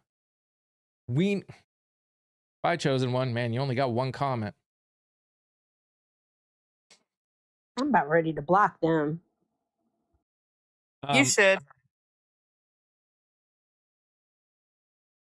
I believe women when they say that this is the experience that they are having. And I understand why they can walk around and see a man and go, I don't know if I can trust this person. No matter what. Because we don't have signs on it saying we're the good ones.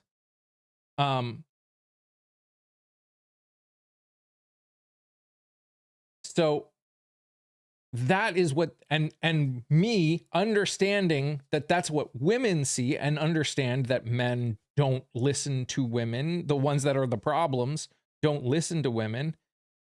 They're more likely to listen to men because, you know, in for the people that have that kind of perspective on women, the ones that are the problem, they actually care more about what men think about them than what women think about them, which is hilarious to me.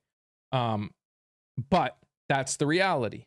So it is incumbent on us as men that hear women and want to listen and believe women when they say what's going on and see the problem, to be a part of the fix.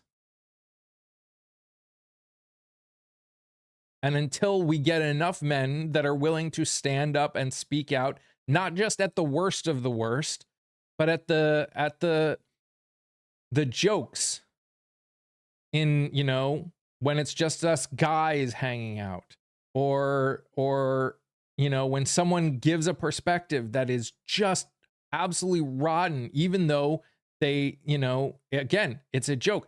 We have to be willing to stand up and speak out on that. And if we don't, then it will become like, again, this goes to guys that want to be part of the solution, whether you think you are a good guy or not.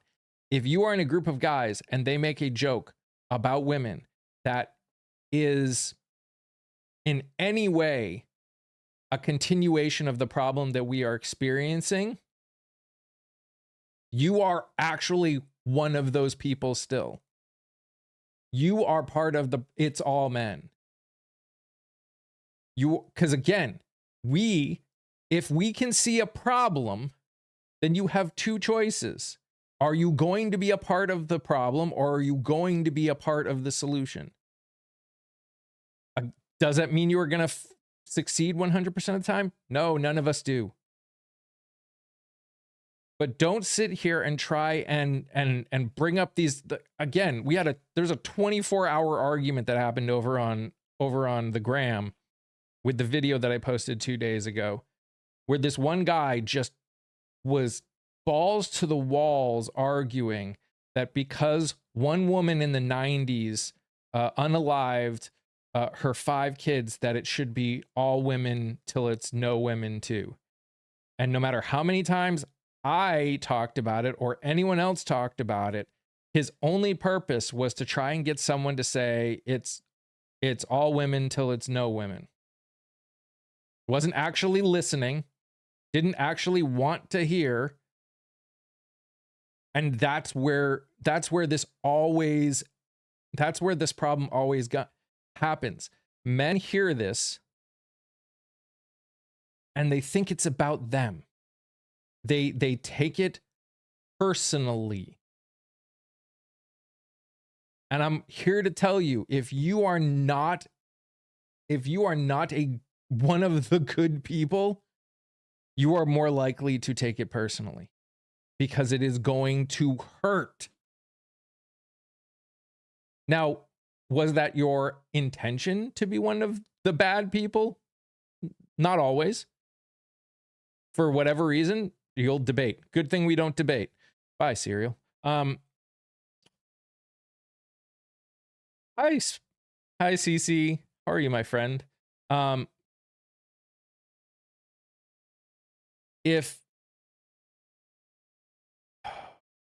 it, I lost my train of thought.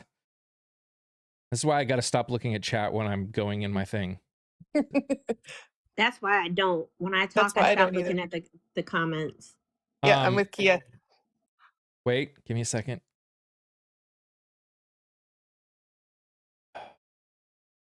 Come on, Mike, you can remember. Even if you want to be a good guy, even if your goal is not to be like you really want to, if you haven't gotten to the point that some of us have,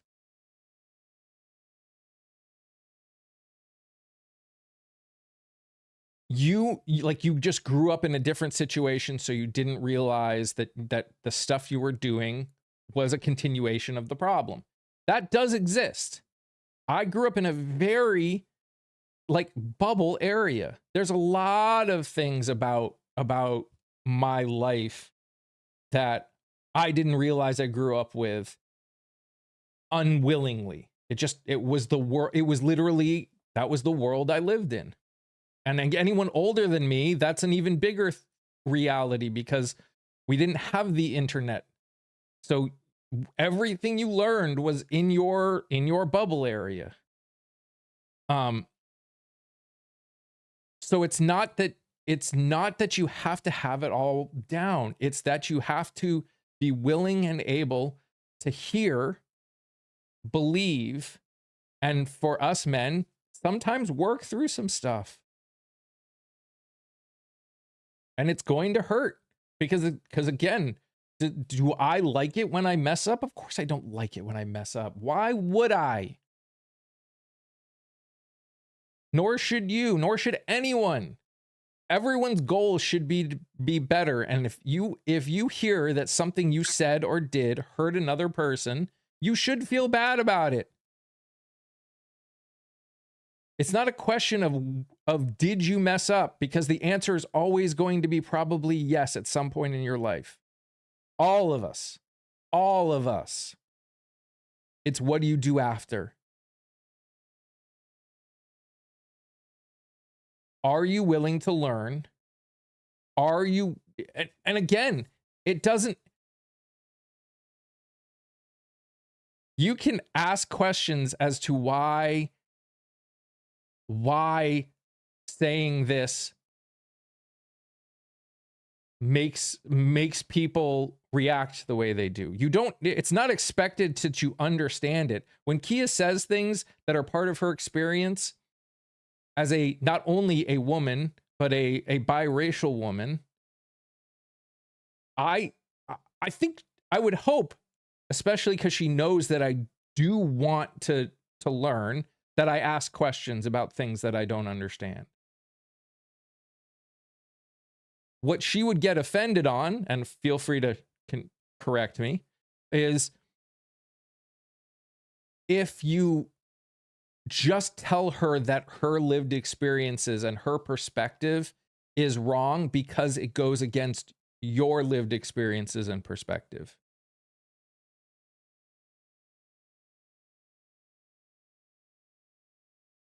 I agree. A man who looks like me, that grew up in a smallish area of New England where you didn't experience a lot of people that didn't look like me, compared to someone who grew up in, who is of any different gender or race or identity in any other part of the country, is going to have a different experience than anything I had. And the only way for me to learn so I can have empathy and humanity is to talk about the things that I don't understand about their experience, to talk about my experiences and why my brain thinks the way it does. Again, there's this idea that because I say, this is why I said what I said, that automatically means I'm a bad person. No. If this is how you always, if calling a bedroom in your house was literally always called a master bedroom from the second you were born up until the moment someone told you that master bedroom is part of that racist conversation because it came from slave houses. You had a master's bedroom. If you never heard that ever, why would anyone expect you to know that? Now, some people in those communities might respond harshly. But you got to understand, those people have been fighting this fight their entire life. And this is why sometimes you need to be willing to take a step back and realize it's not all about you. This whole thing is not about you. It's about us. We've all had different experiences. We've all been taught different things. And because of that, there's going to be times where there will be misunderstandings and disagreements. This is why I push so hard with this. We need to be willing to understand that there will be times where we only have our base, we only have our fundamentals. That we only have our fundamentals. And sometimes that might be it for a little bit. Because in the end, as long as we all are willing to learn, as long as we are all willing to be wrong, as long as we are all willing to listen, we can work through some of these things. We can work through all of these things.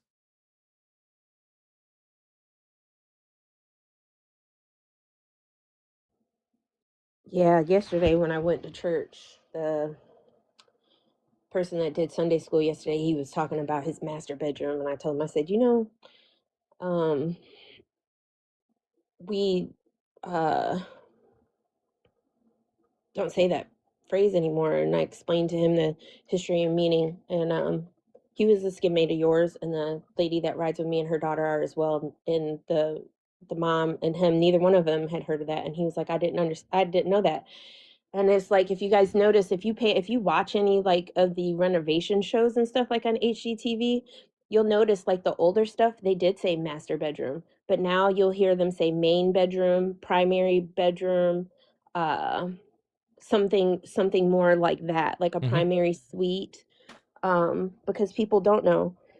And the thing is like sometimes, like even with the comment, like you thought it started in the 20s, the thing is, you have to understand that even in the 20s, like it's not in that time frame, like yes, quote unquote, slavery was quote unquote over, supposedly, but with all of the things that were still going on after, between, you know, redlining and all of the different reconstruct, all of the shit that happened after that time frame, the 20s is not that very long from 1865. You think about it, there's still people, there were people alive, in the 20s that were alive then.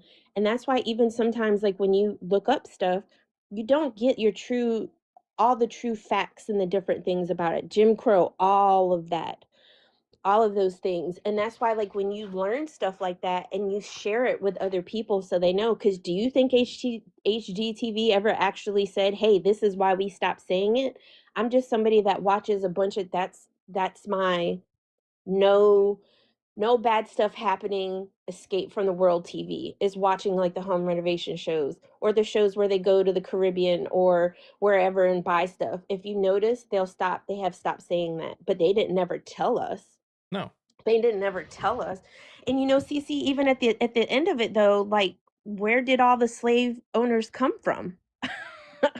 Europe.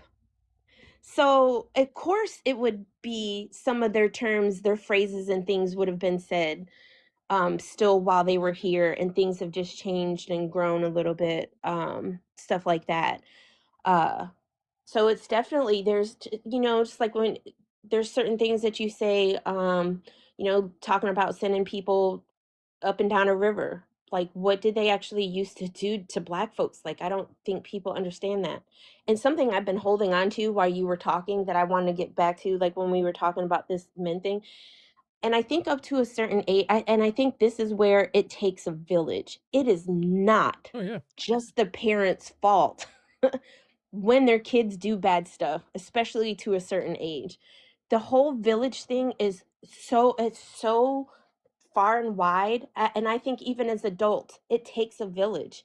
It takes people reaching out to each other. It takes people, your friends, your family members, to hold you accountable, teachers, people that you see in the street.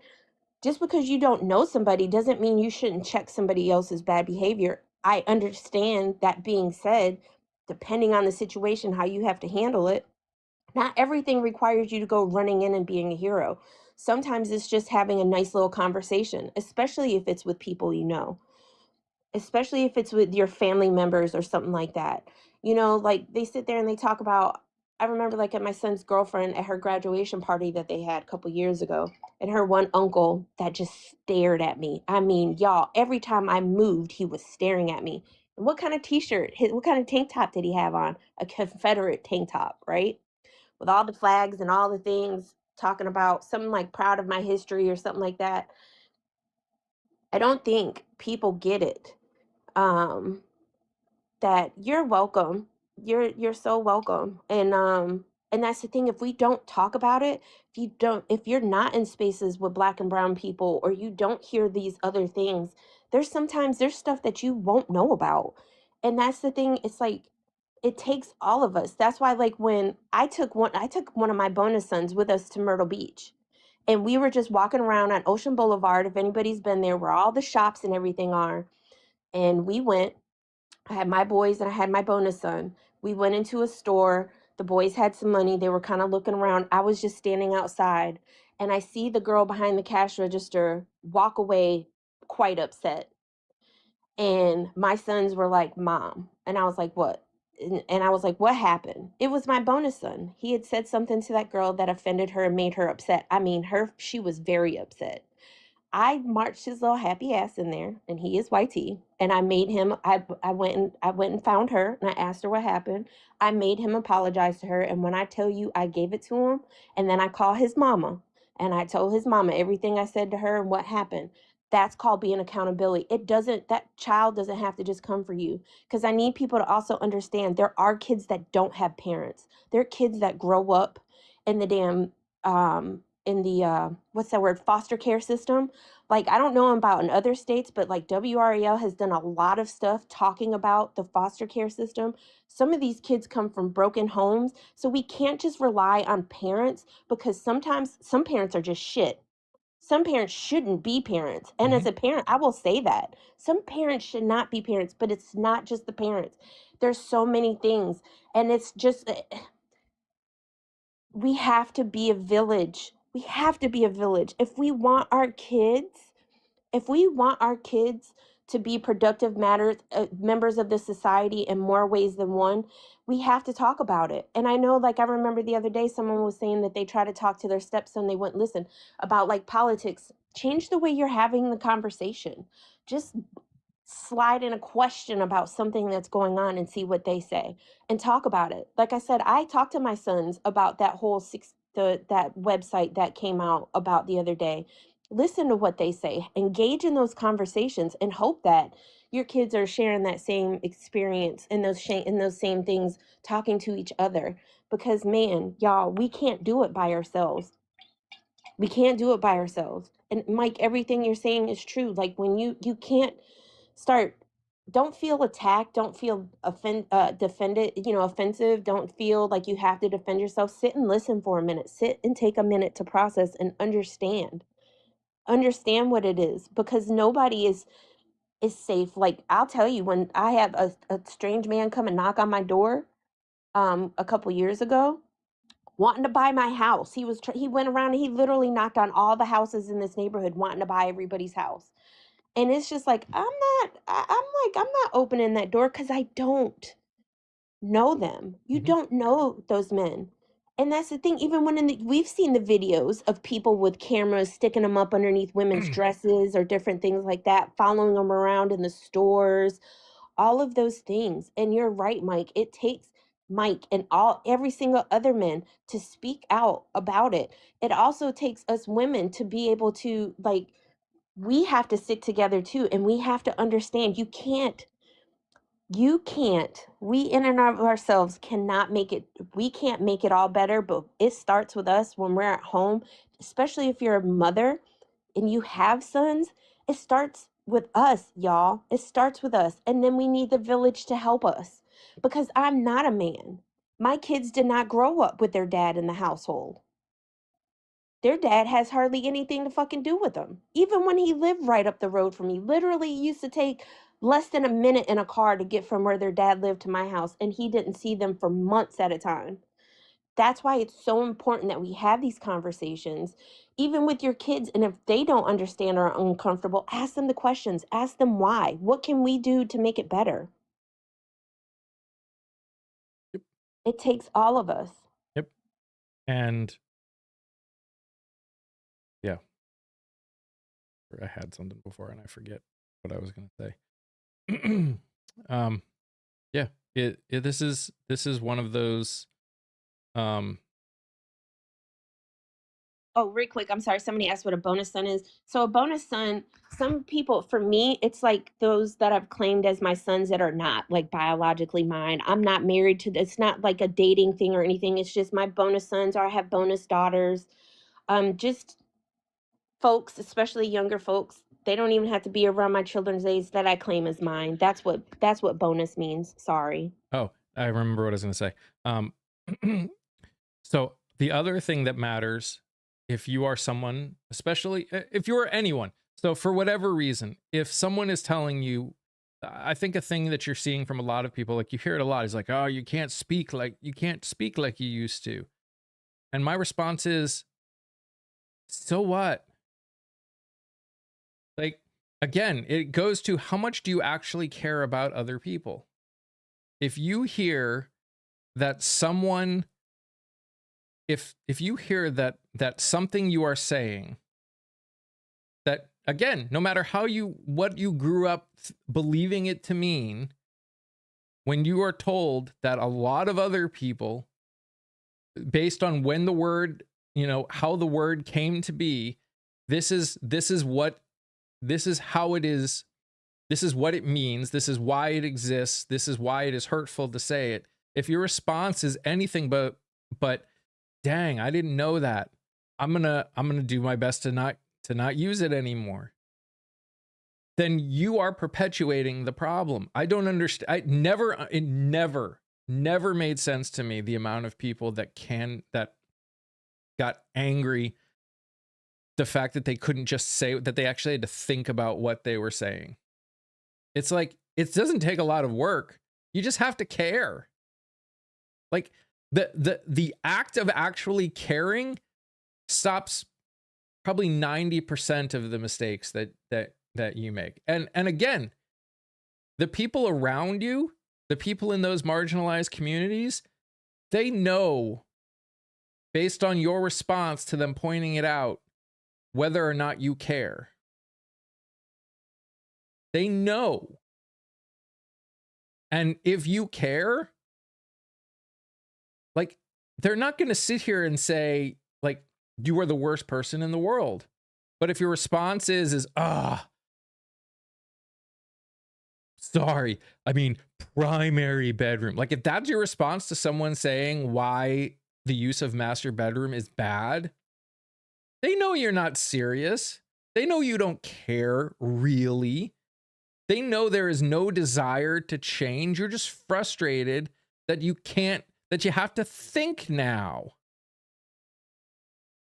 And it's like, you are the reason we are still dealing with these things still. The fact that what, 75% of SV and SA go unreported, and even less of the people that report, only 75% of that even see any form of consequences. You wonder why women think it's all men till it's none?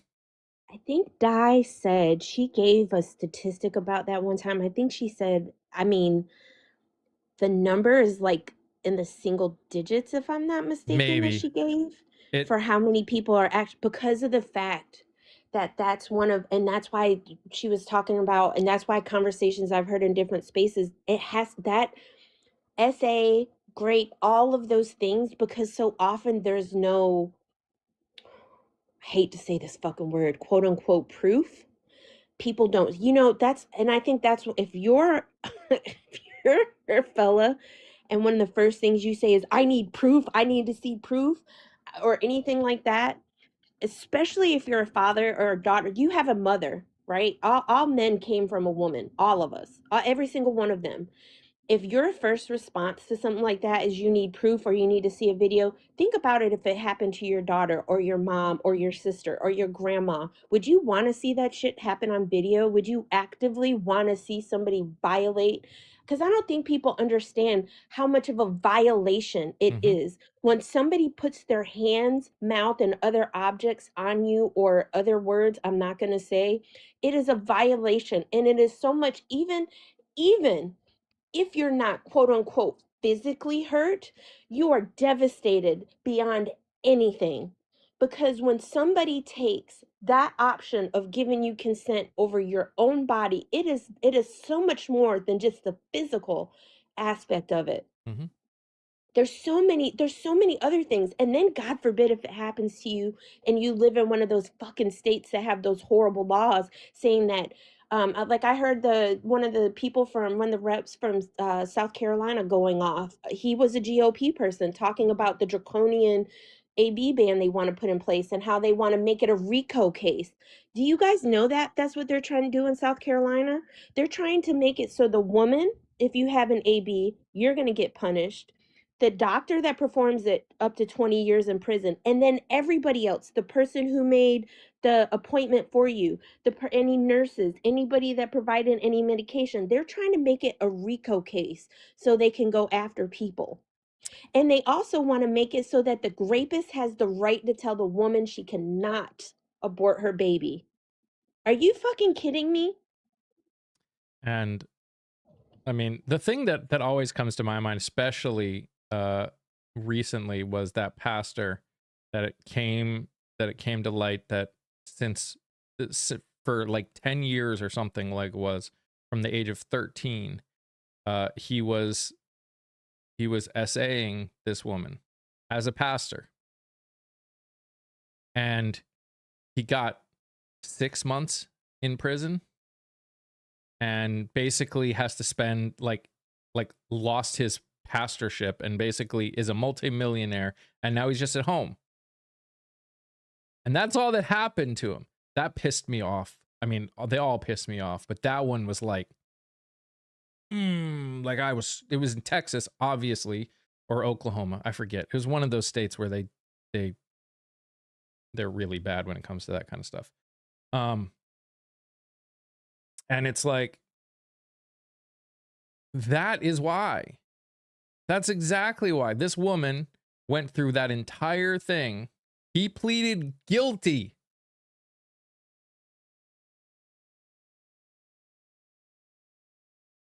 And he got 6 months for 10 years of this. And this is why. This is why it is all men till it's no man. This is why.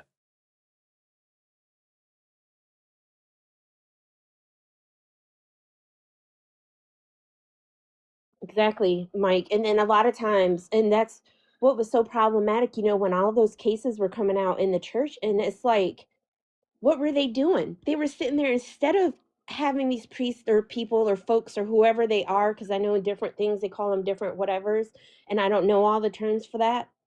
They sit there and just send them to another parish. Oh, yeah.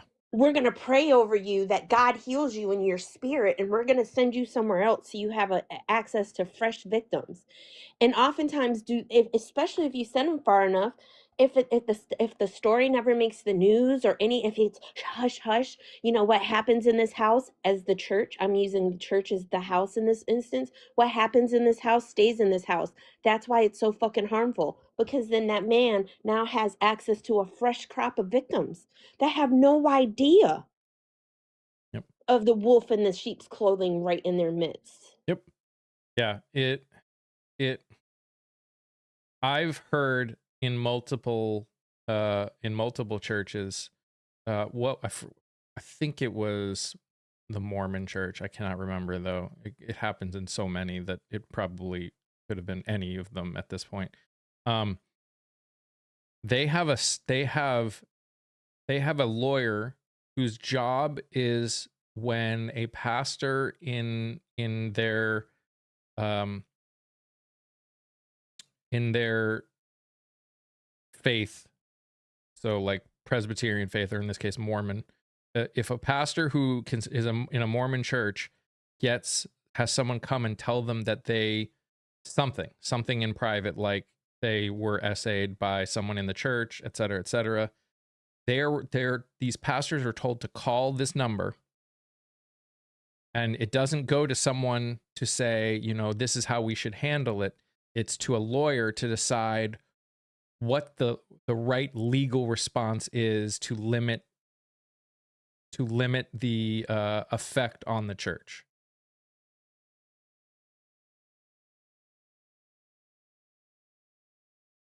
Yep. It's not it's known historical fact. Just talk to anybody who's of Irish descent. That this has been happening for probably since the advent of the church, let's be real. And yeah, we need to stop protecting predators. All of us, in whatever fashion it looks like, in whatever ways that we are all still maintaining the system, because it's never going to change. Like, the law doesn't protect victims. The law doesn't get justice for victims. You just have to ask. Well, I shouldn't say victims, survivors, because I don't like victims. And it's never going to change unless we as a society put things in place and make the change happen. Saying it's never going to change is not, I mean, we need it to change. It needs to change. This is not acceptable or okay in any way, shape, or form. If we keep protecting the way things are going, the way things are, no, nothing is going to change. But it needs to. Oh, it absolutely needs to. 100%. Like, it, I don't know how we get it to change, but other than stopping to protecting predators, which the e-files just proves how little we care about. It hasn't survivors. Changed in decades. So again, Murray, I hear you, and I understand that feeling, and that's a feeling of a lot of people, that it hasn't changed, and some people have tried. Yeah, it's going to take more. It's going to take more people to be involved to get change to happen. As long as it's the same people every year, every 2 years, every 4 years, whatever we're talking about, as long as it's always the same people, as long as nobody wakes up to the realities, then yeah, nothing is going to change. But things have changed. Things are different from the way they are. Are they different enough? Did we fix any of the problems in the grand scheme of things? No, we haven't. But that does not mean change did not happen. It means we've got farther to go. We've got more to do. We hit some periods where you know, we got comfortable as a society, and instead of pushing for more change, too many said, you know, I'm good with the things the way things are, so we're gonna start voting for the status quo. And that's what we got. We got a lot of voting for the status quo. Are the people that are changing their tune now all of the sudden good? Like, have they changed their ways? A lot of them, maybe not. They may still be it still may be all, you know, things are affecting them now, so they're willing to listen in a way they weren't before. But also, you know, these are the change is not easy. And if we really want change, we need to start being willing to have conversation, like real conversations again. And it's got to start somewhere. It's got to start somewhere.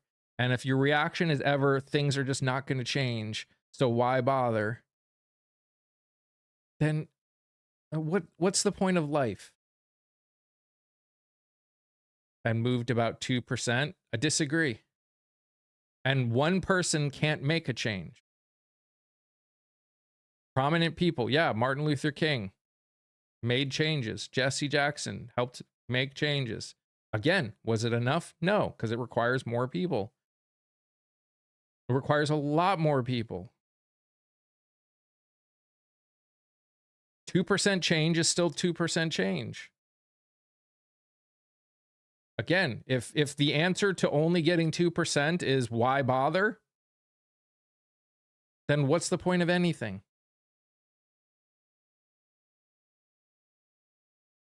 What's the point of any of this? What's the point of life?